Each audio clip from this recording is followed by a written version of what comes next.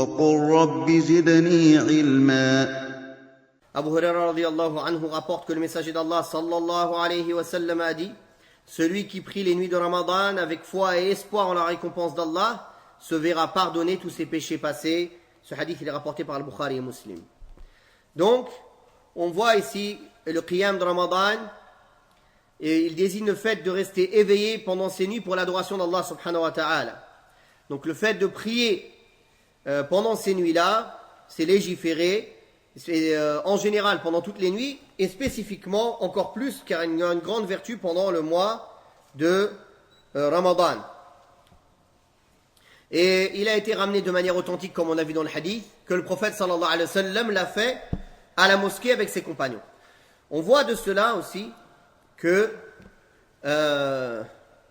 jamais le prophète alayhi salatu wa sallam, ni même ses califes bien guidés, ni même les salaf salih, les 3 premiers siècles, ne se donnaient rendez-vous à la mosquée pour prier en groupe en dehors du mois de Ramadan. Les prières surérogatoires, on parle, les prières de nuit. Donc, légiférer ou bien prendre l'habitude de se donner rendez-vous à la mosquée une fois par mois ou 2 fois par mois pour faire la prière de nuit en groupe est une bid'a, est une innovation en islam.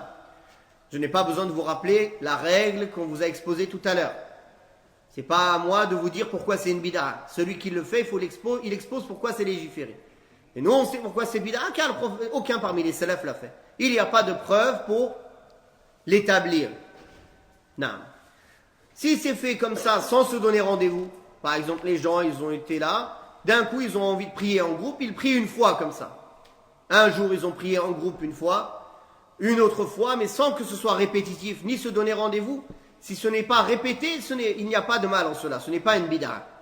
Ceux qui ont fait une innovation, c'est le fait de le réglementer et de le faire constamment en groupe à des dates précises ou à des rendez-vous précis, ou de donner rendez-vous aux gens pour cela, spécifiquement.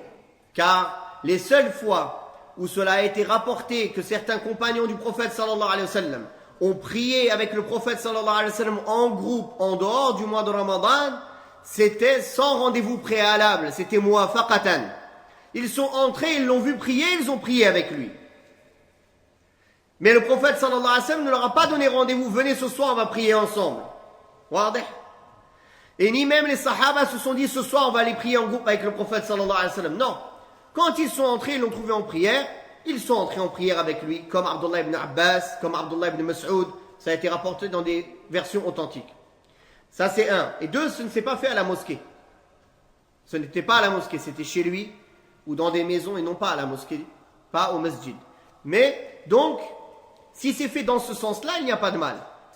On est ensemble, il se prie, tout le monde, des gens ils prient derrière lui, que ce soit à la mosquée dans une maison, ou ce s'est fait comme ça, sans se donner rendez-vous au préalable, mais ça ne se répète pas, on ne dira pas que c'est une bid'a.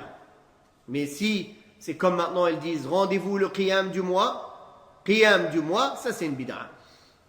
Non. Et ils cachent cela, oui, non, en fait, c'est le discours et le qiyam du mois, c'est pareil. Si c'était juste le discours du mois, on n'aurait rien dit. Car les sahaba faisaient aussi cela. Abdullah ibn Mas'ud venait une fois tous les jeudis faire un discours à des gens. Il disait, viens plus souvent. Il dit, non, j'ai peur de vous lasser, que vous vous lassiez. Et le prophète sallallahu alayhi wa sallam écartait entre ses rappels et ses discours. Donc, bien qu'il ait désigné un jour où il venait, c'est juste une organisation. Ça ne rentre pas dans l'adoration même. C'est juste un rendez-vous pour un discours ou pour un cours. Comme là, on s'est donné rendez-vous un week-end. Mais se donner rendez-vous constamment à des dates précises pour faire la prière en groupe, ça rentre dans la bid'a. Donc le prophète sallallahu alayhi wa sallam, c'est lui qui l'avait légiféré. Puis après que le prophète sallallahu alayhi wa sallam l'ait délaissé, chaque sahaba il le faisait chez lui, ou il le faisait en famille, ou il continuait le qiyam qu'il faisait habituellement dans l'année, mais pendant Ramadan il le faisait encore chez lui, ou à la mosquée en petits groupes, chacun tout seul. Et d'ailleurs quand Omar radiyallahu anhu est entré à la mosquée, il a trouvé que les gens priaient ou seuls, ou des petits groupes qui se faisaient. Alors il les a tous unis ensemble sur un seul imam, qui est Ubay ibn Ka'b. radiyallahu anhu, qui est un des rares compagnons du prophète sallallahu alayhi wa sallam, à avoir appris le Coran en entier de la bouche du prophète sallallahu alayhi wa sallam. Lui, Abdullah ibn Mas'ud, Zayd ibn Thabit et Abu Darda, ils étaient peu à avoir pris tout le Coran en entier directement de la bouche du prophète sallallahu alayhi wa sallam. Les autres sahaba, ils ont pris une partie de la bouche directe du prophète sallallahu alayhi wa sallam et une autre partie, ils l'ont pris des autres compagnons après la mort du prophète sallallahu alayhi wa sallam. Non. On voit dans ce hadith qu'il y a une grande récompense et un grand bienfait à prier pendant les nuits de Ramadan et que c'est une cause de se faire pardonner les péchés passés, mais bien sûr cela concerne les péchés mineurs et non les péchés majeurs qui demandent un repentir. Et pour que la prière de la nuit soit acceptée et d'en gagner cette récompense, il y a deux conditions qui sont citées dans le hadith. Premièrement, c'est que la personne soit motivée par sa croyance et sa foi en la récompense d'Allah de pratiquer cette prière de nuit. Et la deuxième, c'est d'espérer la récompense pour cet acte auprès d'Allah subhanahu wa ta'ala seul, en étant sincère, en étant dans la récompense que de lui, et non pas par ostentation ou pour autre chose ou pour des louanges des créatures. Si une de ces deux conditions venait à manquer, la personne ne pourrait gagner cette récompense. Bien sûr, ici, on parle de la prière faite en groupe. Et on va voir aussi, justement, je voulais parler de cela.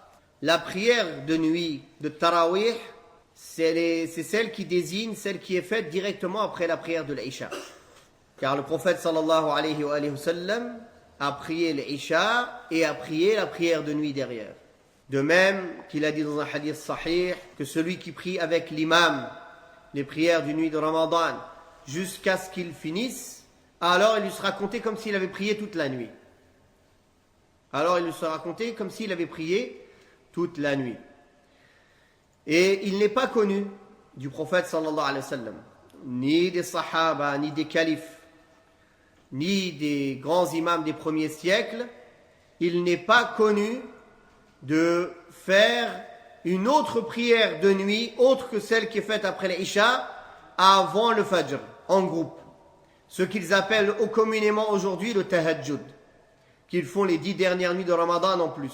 Et ce qui est connu chez les savants par le nom de At-Ta'qib, c'est-à-dire qu'après avoir prié en groupe à la mosquée, tout le monde rentre chez soi et ils reviennent pour se donner un deuxième rendez-vous en fin de nuit pour reprier en groupe.